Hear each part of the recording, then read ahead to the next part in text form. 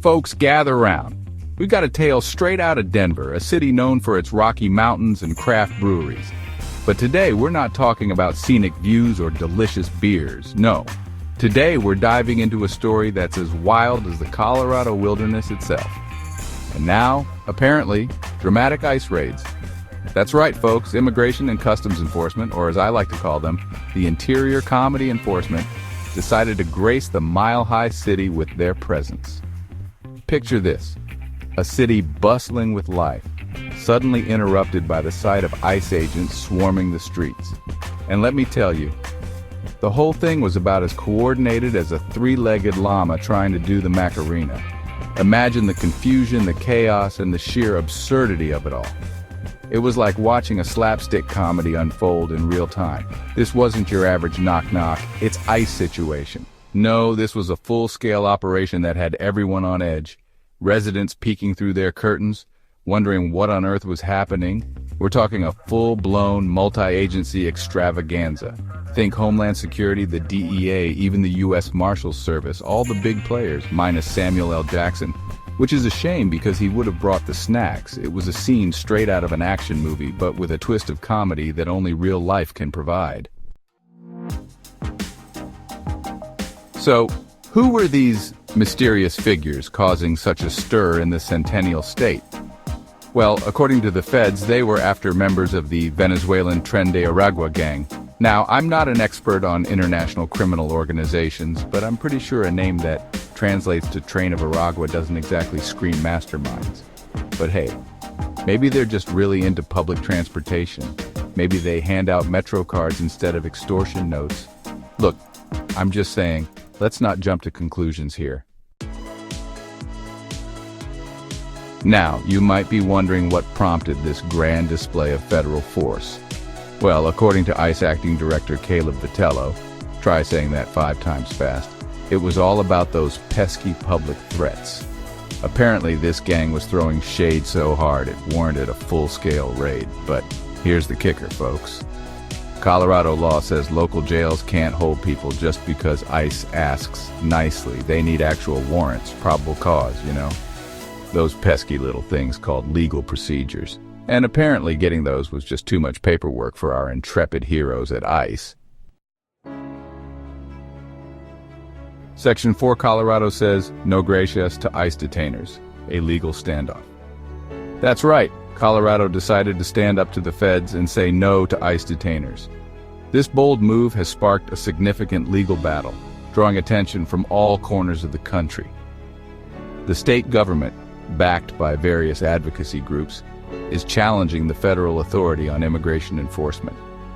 For those of you playing government acronyms bingo at home, a detainer is basically a request from ICE to hold someone for a bit longer than usual, just in case they turn out to be an undocumented immigrant.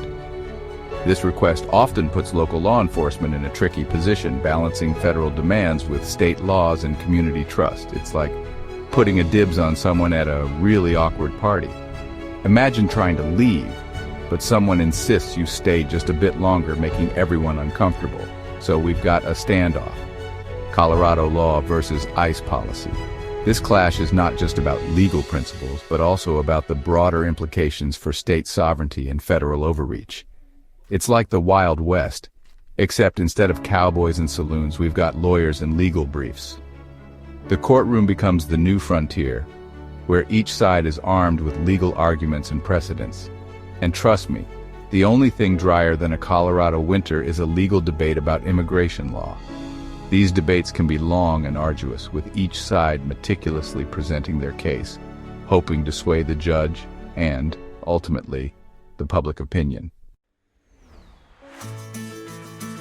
Section 5. Advocates to the rescue, because even supervillains need lawyers. But fear not, citizens of Denver. Just when you thought this bureaucratic circus couldn't get any more absurd, enter the immigrant advocates. Groups like the Colorado Rapid Response Network swooped in to advise residents of their rights, because even alleged supervillains deserve legal representation. They were there to remind everyone that even in the face of a government agency with questionable priorities and a penchant for dramatic raids, the Constitution still applies. It's a beautiful thing, really. Section 6, life, liberty, and the pursuit of not getting detained. This whole situation really makes you think, doesn't it? About freedom, justice, and the American way. Or at least the Colorado way. It seems our Rocky Mountain brethren are pretty serious about that whole land of the free thing. And hey, who can blame them? I mean, who wants to live in a place where you can't even enjoy a craft beer and a plate of green chili fries without worrying about getting swept up in a federal dragnet? Check. Section 7. So, did they catch 'em all? The aftermath and a comedic kicker. So, what was the final outcome of this Denver drama? Did ICE apprehend their targets, or did the trendy Aragua gang manage to slip away into the night, perhaps on a conveniently located train? The tension was palpable, the stakes high, and the city held its breath. Well, folks, the answer is we don't actually know. The details are as elusive as a shadow in the night, leaving us all guessing. The exact number of arrests remains shrouded in mystery, much like the recipe for those delicious green chili fries. It's one of those things that keeps you up at night, wondering. Some might call it a failure of government transparency. The public demands answers, but sometimes those answers are just out of reach. I call it a cliffhanger.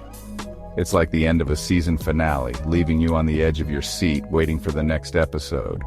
But hey, at least we got a good story out of it, right? Sometimes the journey is more entertaining than the destination. And maybe, just maybe, this whole debacle will make us think a little harder about immigration, law enforcement, and the delicate balance between security and freedom. It's a complex issue with no easy answers. Or maybe we'll just go back to enjoying our craft beers and mountain views. After all, life goes on, and sometimes it's the simple pleasures that keep us grounded. Either way, it's been real, Denver. Your stories, your people, your spirit.